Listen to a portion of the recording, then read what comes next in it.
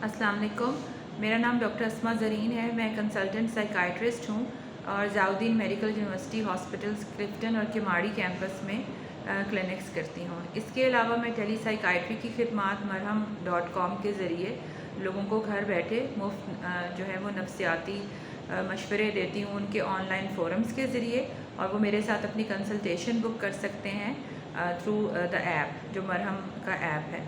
अपने बारे में ये मैं बताती चलूँ कि मैंने अपना MBBS फातिमा जिन्ना मेडिकल यूनिवर्सिटी लाहौर से किया है, और मैंने अपने जो MCPS और FCPS की डिग्रीज़ हैं वो college of physicians and surgeon Pakistan से 2013 और 2019 में हासिल की हैं।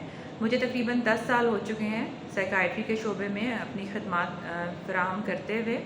आज मैं आपसे जिस बारे में बात कर रही हूँ इसका ख्याल मुझे ऐसे ही आया है कि मरहम.com के जो ऑनलाइन फोरम्स होते हैं जिस पे जो पेशेंट्स होते हैं वो साइकाइट्रिस्ट से मुफ्त मशवरा हासिल कर सकते हैं अपना सवाल पोस्ट करके।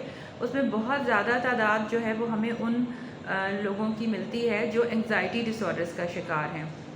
एंग्जाइटी जो है एक आम इंसानी एहसास है। किसी हद तक घबराहट ज़रूरी हो जाती है, जैसे कि तालिब इल्म है उसके लिए घबराहट ज़रूरी है कि अगर वो इम्तहान की तैयारी करना चाहता है और उसे कोई घबराहट या परेशानी ना हो तो वो तैयारी नहीं करेगा।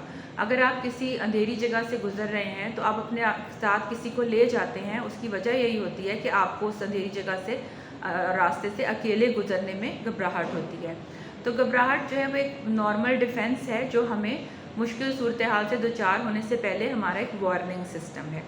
बाज़ दफ़ा ऐसा हो जाता है कि मुस्तकिल स्ट्रेस में रहने से या किसी बाज़-औक़ात ख़ानदानी वजूहात की बिना पर जब घबराहट की बीमारी आपके ख़ानदान में होती है या फिर बहुत ज़्यादा परेशानी का शिकार होने की वजह से आपका जो दिमाग के अंदर जो ख़तरा सेंटर है जो आपको बर वक्त घबराहट और परेशानी में मुब्तला करके किसी ख़तरनाक अंजाम से दोचार होने से रोक लेता है, वो एक तरह से ज़्यादा दबाव का शिकार होकर हर वक्त चौकन्ना रहता है। अब जो अलामतें पैदा होती हैं वो ज़हनी भी होती हैं और जिस्मानी भी। जिस्मानी जो एहसासात होते हैं उसमें ज़्यादातर लोग कंप्लेन करते हैं कि उनको शदीद दिल के मुकाम पे दबाव का एहसास होता है, उनका मैदा ख़राब हो जाता है, उनको बार बार यूरिन आता है, बार बार वॉशरूम जाना पड़ता है, एकदम से उठें अपनी जगह से तो चक्कर आने लगते हैं, मतली की कैफियत रहती है, जिस्म के जो रोंगटे हैं वो खड़े रहते हैं, या कि पिन्स एंड नीडल्स यानी सुइयाँ सी चुभती हुई महसूस होती हैं हाथ पाँव में।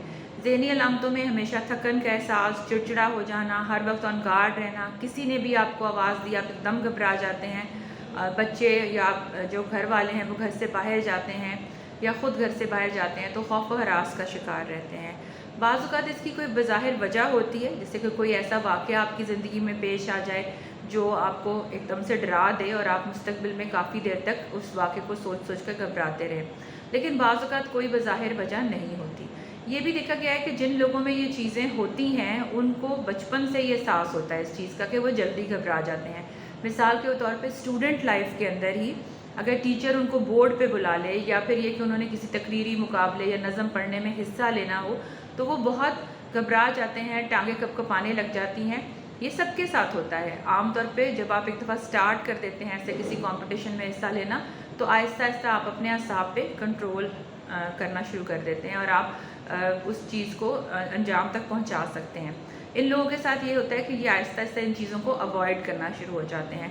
इसलिए बेहद ज़रूरी है कि जो भी एंग्जाइटी डिसऑर्डर्स के में मुब्तला लोग हैं वो उनकी जब हिस्ट्री ली जाए और उनको जब माहिर नफ्सियात से वो मुलाकात करें तो बचपन से लेकर अब तक के जो उनके वाक़यात हैं सबका जायज़ा लिया जाए कि उनकी शख्सियत में इतनी परेशानी किस उम्र से शुरू हुई और कैसे यहाँ तक पहुँची है।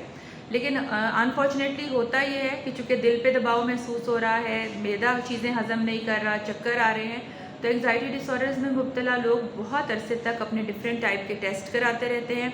और इसके अलावा वो कार्डियोलॉजिस्ट यानी कि दिल के जो अमराज के माहिर डॉक्टर हैं उनके पास जाते हैं, अपनी ECG, एको, ETT कराते हैं। जो कार्डियक के अलावा जो गैस्ट्रो के माहिर लोग हैं यानी कि मैदे के जो डॉक्टर हैं उनके पास जाके उनकी 2-2, 3-3 एंडोस्कोपीज़ हुई होती हैं।